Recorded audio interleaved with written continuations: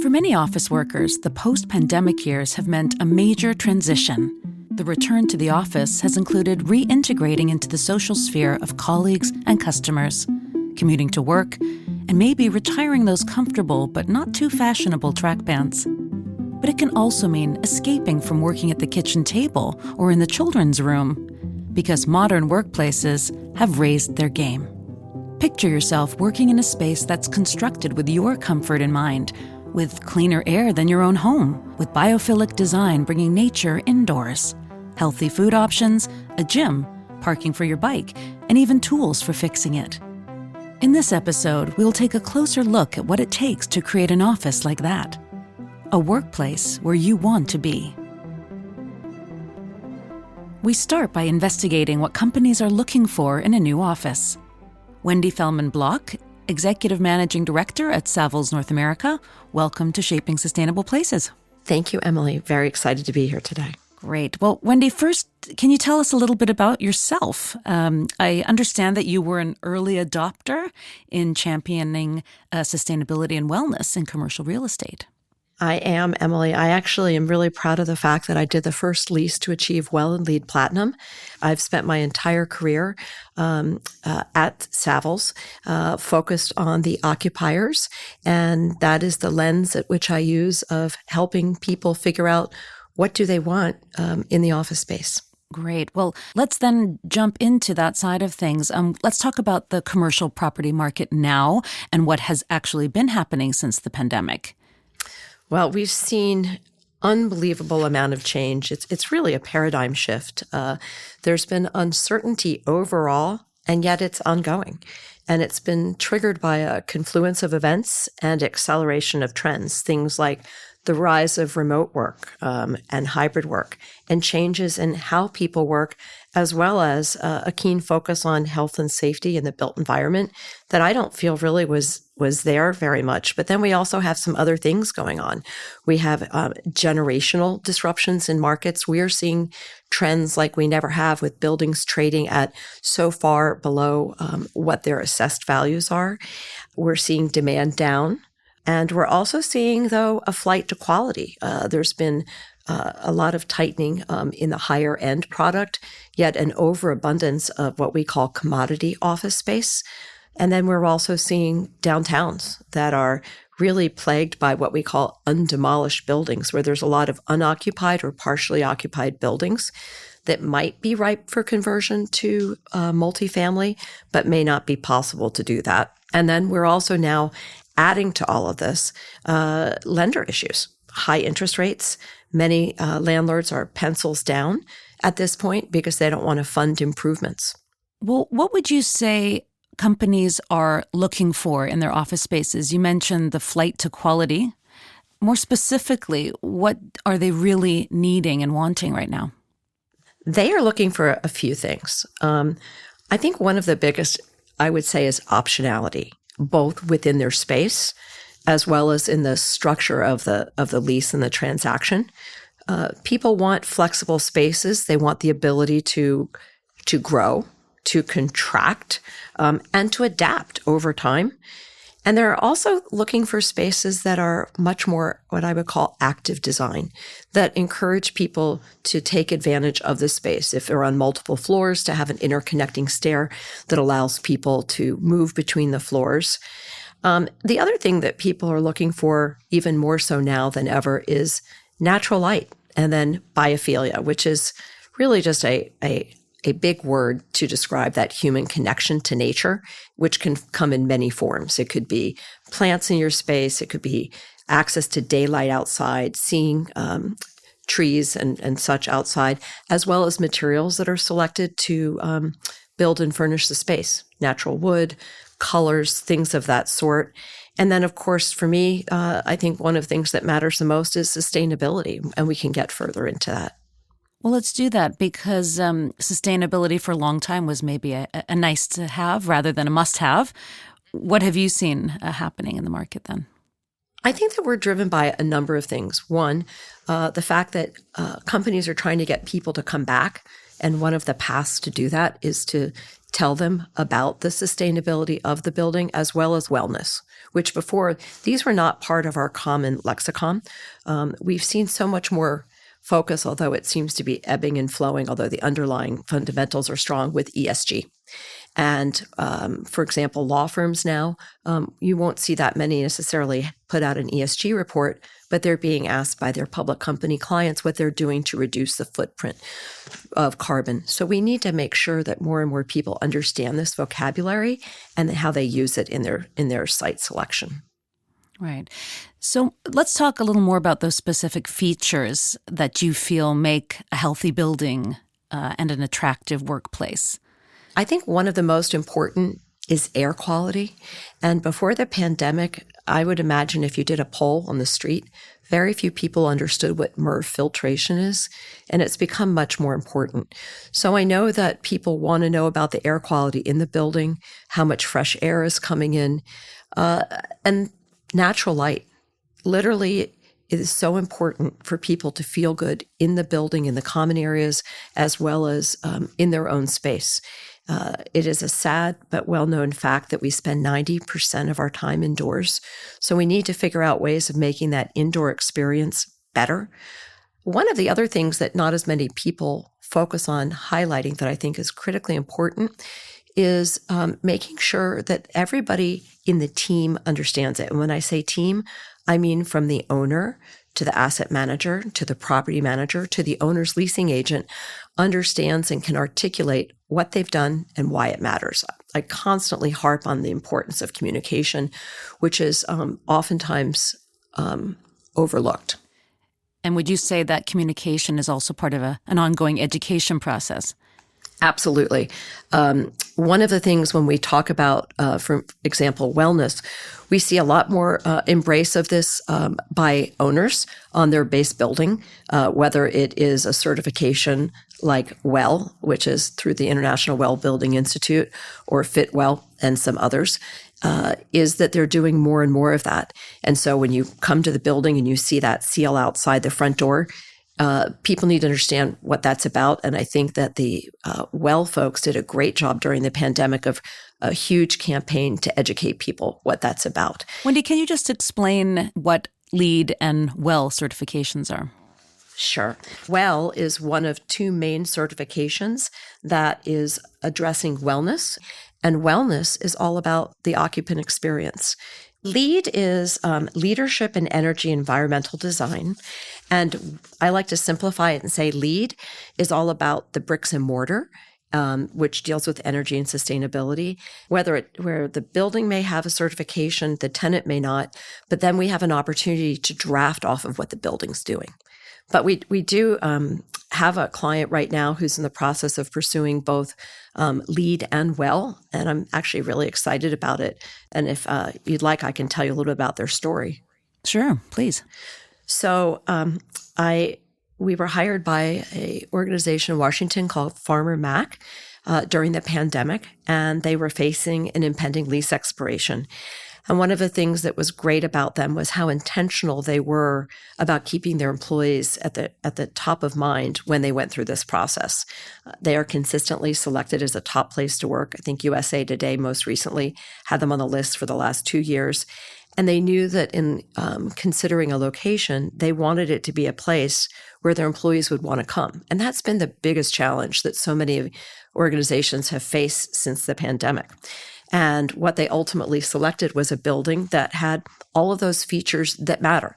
A soaring lobby that flooded with natural light and natural materials. You would see walls of wood and a rooftop terrace that's expansive and green with views over the city.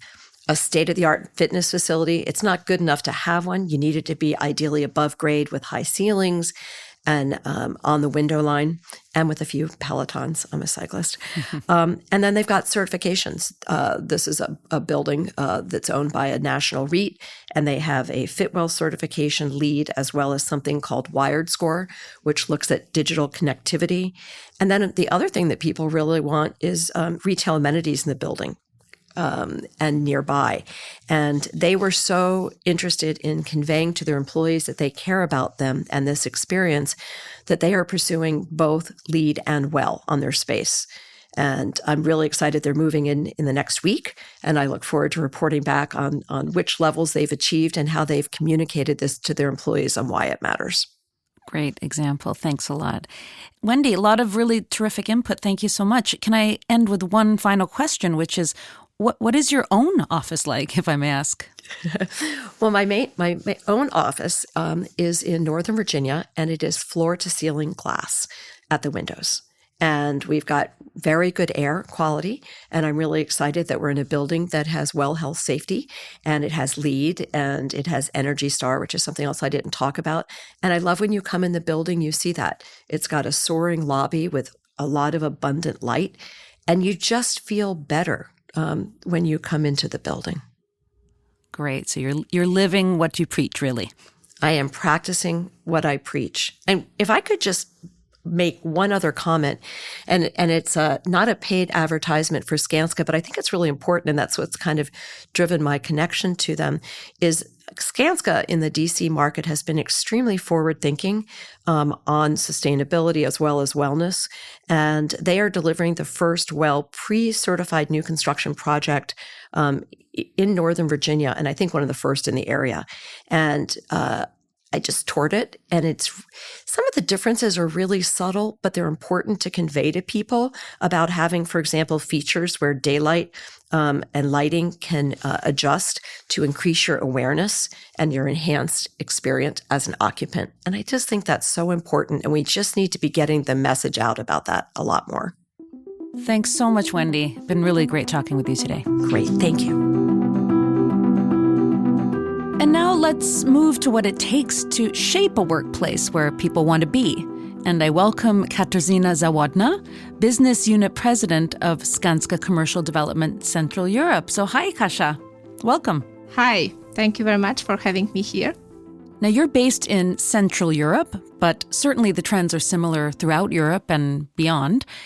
So in your view, why did the office have to change? So I think it is worth to take a look on that aspect from two different angles. We have a tenant perspective, so the end user of the office, and then we also have the investor perspective. From the tenant perspective, post-pandemic, we could see a significant change in the working styles. For every company, it might mean something slightly different, but definitely hybrid way of working is there to stay. And when we take this other angle, investor perspective, we can see that due to the rapid changes in the ESG-related legislation, the taxonomy, we can see it a lot in Europe. I don't know how it looks in other parts of the world, but definitely in Europe, it's like the topic. In order to create office building which is ready for the future and meet all those demands and is future resilient to the changes in the legislation, it needs to be very energy efficient. It needs to be a sustainable building in a great location with amenities, aiming to the carbon neutrality solutions. Maybe it's worth to say that it used to be location, which made successful office investment. Today, it's location, quality, and amenities. And that is what making a successful project today. Location, quality, and amenities. And then you also mentioned those additional pressures from a kind of legislative side or reaching those. Do you have any good examples out there in the market? The great example is a studio building in Warsaw. We just handed over to our tenants. It's a fantastic location and a fantastic building, which with a very successful leasing, it was fully let well before the completion. That's a great example of what the tenants are looking for.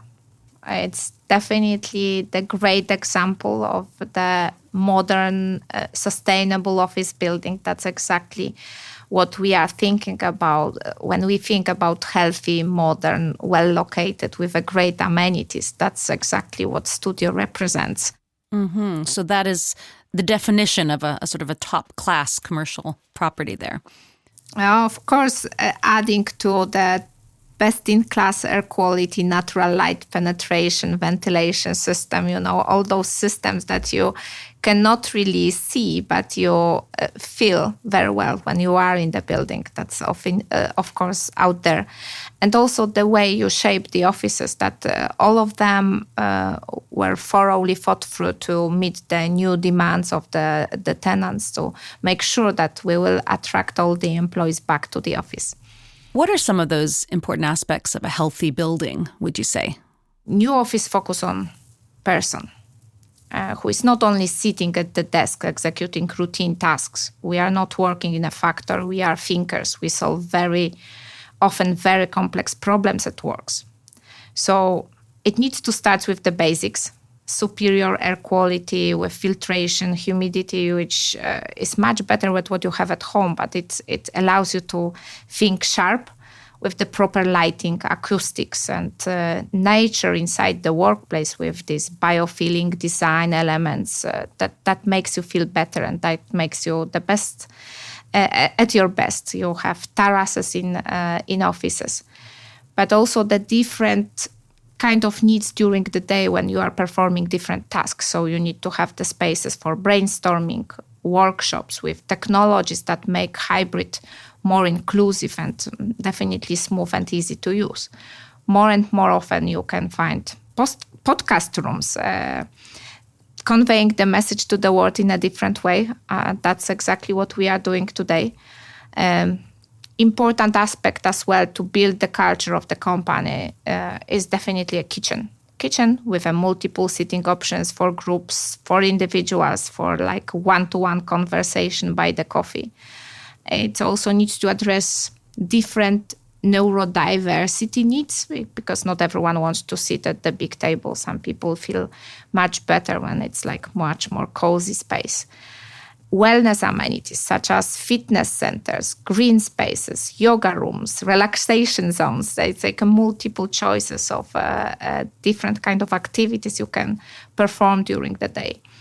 Definitely, the office needs to be created out of sustainable materials, including technologies that reduce environmental impact and improve user experience. That's very important, especially for younger generations that are very focused on environmental aspects. So there's so many aspects you mentioned there regarding a building's attractiveness and also the health aspects. Is that important for the company itself? Is there a business advantage for such a good workplace? Definitely. A well-designed office in a good location can definitely boost the company's performance by first of all, attracting and retaining top talents, enhancing employee satisfaction, productivity, and this innovation aspect, but also by projecting a positive brand image to the company's clients. A great workplace foster innovation and a strong company culture, which are crucial for the long-term success of any company.